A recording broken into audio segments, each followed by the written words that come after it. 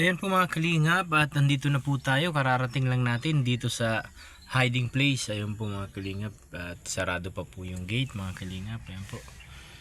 At kung mapapansin po ninyo ay yung ating panahon ay medyo makulimlim mga kalingap. Ayun po. At habang nag-aantay-antay po ako mag-video tayo ng konti para naman may upload tayo. Ayun po, maraming salamat po sa walang sawang suporta nyo po sa aking munting YouTube channel, Kalingap Tatay Jonel mga kalingap. Ayan po. At saka po pala maraming salamat po sa lahat ng tumulong at nagbigay kay Tatay Robin at sa kanyang may asawa. Ayun po. At mapapa-opera na po natin sila at mapapalagyan na ng stainless. Ayun po. Although kulang pa daw, sabi ni Kuya, marami po ang gusto pang tumulong. Ayun po. Kagabi po sa live ko din ay nabanggit ko din about dyan kay Tatay Robin. Ayun po. Sabi ko nga doon ay sa mga gusto pong tumulong ay kontakin nyo lang po yung mga Kalingap partners natin or mag PM kayo sa mga vloggers ng Kalingap. Ayun po. Syempre sa akin pwede din naman po para may paabot natin ng tulong sa family ni Tatay Robin. Ayun po. Ayun po mga Kalingap, at maraming salamat din po pala sa mga viewers ko na laging nandyan na sumusuporta. Ayun po. Yung mga viewers ko na mga grupo na dating sumusuporta po sa tandem ng Mikris ay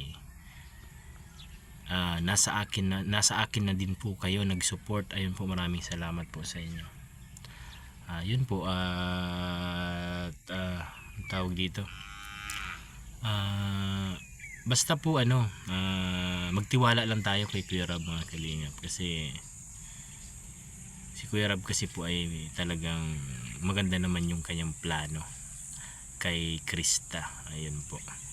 Siyempre, suportahan niyo din lagi si Kalingap Mikoy, kasi si Kalingap Mikoy po hindi naman po magiging successful ang mga nangyayari sa buhay nila ngayon ni Krista at ni Mikoy dahil din sa kanilang mga talent. Ayun mga kalingap.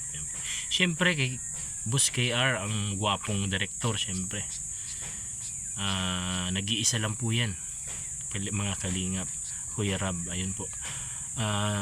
Di pa rin pala kami nakakausap ni Kuya about sa, sabi ko nga kay Kuya Bal ay magpaalam muna ako, magpapaalam din ako kay Kuya Rab na na meron na tayong channel. Ayun po. Ay, sabi ko naman kay Kuya Bal, ang sabi naman sa akin ay okay lang daw kasi na siya naman ang nagsabi, pero por respeto po baga, kasi si Kalingap Rab po ay sobrang bait.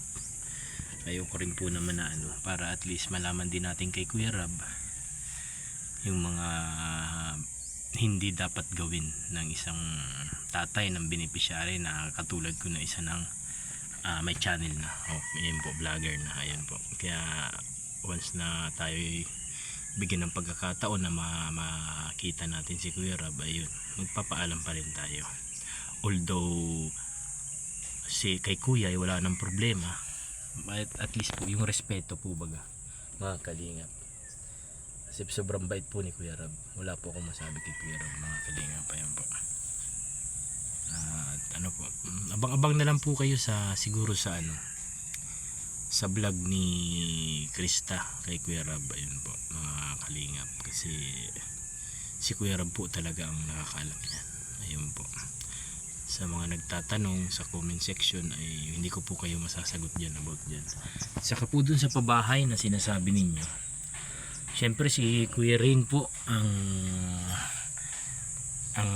bale, siya na yung mag-handle ng bahay ni Krista mga kalingap. Kasi parang inano na ni Kuya Rab na si Rain na, kasi may tao din daw si Kuya Rain. Ayun po. Bali tayo, halimbawa po tayo ay kunin ni Kuya Rain na tumulong or makasama sa paggawa ng bahay ni Kuya Rab. Ayun po, dumating na si partner na Ron.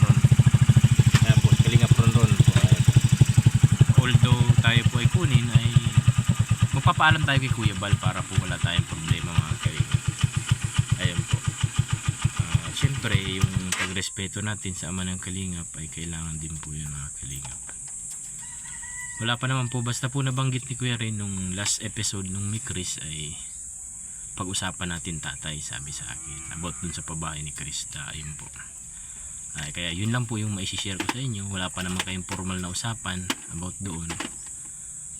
Abang-abang lang din po kayo. Ako din po nag-aano lang din ako kung halimbawa puntahan tayo ni Kuya Rain or mag-usap kami dalawa about doon po. Ayun po mga kalingap. Ayun ko. Yes, partner, ano? Oo. Wala pa po tayo kasing idea yung sinong mga tao ang gagawa. Ayun po, kasi basta po yung pinangahawakan natin, yung sabi ni Kuya Rab na si Kuya Ray na po ang mag-handle ng paggawa ng bahay ni Krista. Ayun po, sa lahat po ng nagmamahal at walang sawang sumusuporta po sa kalingap, at syempre sa aking anak na si CJ. Ayun po, maraming salamat po sa inyong lahat, kasi kundi dahil po sa inyo ay wala din po ako. Syempre si CJ, sa bagay ako talagang totally nagpapasalamat talaga ako, syempre sa ama ng kalingap, kay Kuya Bal Santos Matubang, at syempre sa kanyang anak na si Kuya Rab. Syempre po sa buong Matubang, maraming salamat po sa inyo. At ayun po mga kalingap ay abang-abang na lang po tayo sa mga i-update ko din po kayo sa mga live ko kung ano man yung pag-usapan tungkol sa pabahay, kasi wala pa naman tayo kasi talagang totaling idea. Basta yun lang pong napag-usapan namin ni Kuya Rin mga kalingap. Basta po kung ano man po yung mapag-usapan namin ay sana po ay tayo, ang tawag dito, kahit supervise lang tayo guys, mag-supervise lang ako. Makita ko lang kung ano yung mga dapat na hindi dapat at dapat gawin sa paggawa ng bahay. Siyempre nakakaintindi naman po tayo kasi galing din po tayo dyan, isa rin po tayong manggagawa, marunong din po tayong tumingin ng mali at tama mga kalingap. Ayun po, kaya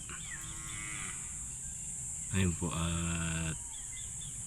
siguro po ang tawag dito, pag binigyan tayo ng pagkakataon na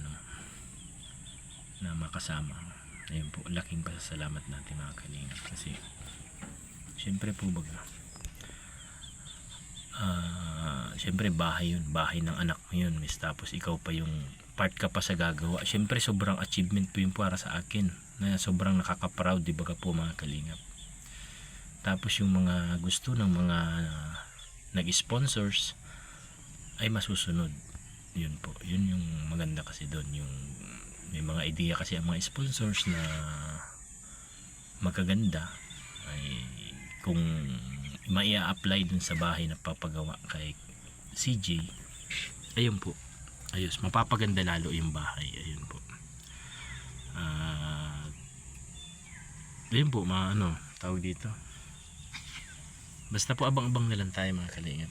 Sa mga nagtatanong kasi sa comment section, ayun man po, palagi man po baga sa live ko, hindi ko kasi minsan nasasagot lahat yung mga tanong nyo doon kasi sobrang dami ng mga pumapasok. Ayun po, yung iba lang po nasasagot ko, kaya pagpasensyaan nyo na po. Ayun po, basta po pag masimulan na yung pabahay ay update ko na din po kayo. Siguro ipagpaalam natin na kung pwedeng banggitin sa live about sa pabahay kung masimulan na. Ayun po, magtanong pa rin tayo, hindi man tayo pwedeng magdesisyon ng yung kagustuhan natin ay masunod. Syempre magtatanong pa rin tayo dun sa mga nakakataas sa atin, syempre unang-una sa ama ng kalingap at kay Kuya Rab mga kalingap. Ayun po mga kalingap, at hanggang dito muna ang aking munting video mga kalingap. Maraming salamat po sa walang sawang suporta nyo sa aking munting YouTube channel, Kalingap Tatay Junel. Syempre sa ama ng kalingap, maraming salamat din po sa iyo, Kuya Bal Santos Matubang, at ang poging direktor natin, Kalingap Rab. Maraming salamat po sa inyo. Ayun po, at sa mga viewers po na walang sawang sumusuporta sa akin, mabuhay po kayong lahat, at naway gabayan lagi kayo ng Panginoon natin, pati ang inyong mga pamilya. Syempre ang inyong sarili sa inyong mga trabaho sa araw-araw, naway iligtas lagi. Ayun po, maraming salamat po sa inyong lahat. At po pala,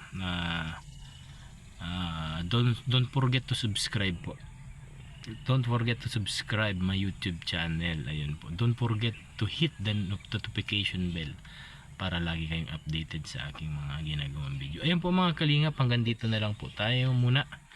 Babay muna si Tatay Jonel at mag-umpisa na tayo sa ating trabaho kay Kuya Bal Santos Matubang. Dito po sa ginagawang apartment type para sa kanyang mga scholars and beneficiary. Ayun po mga kalingap, mabuhay po tayong lahat at mag-ingat po kayo. Bye bye po.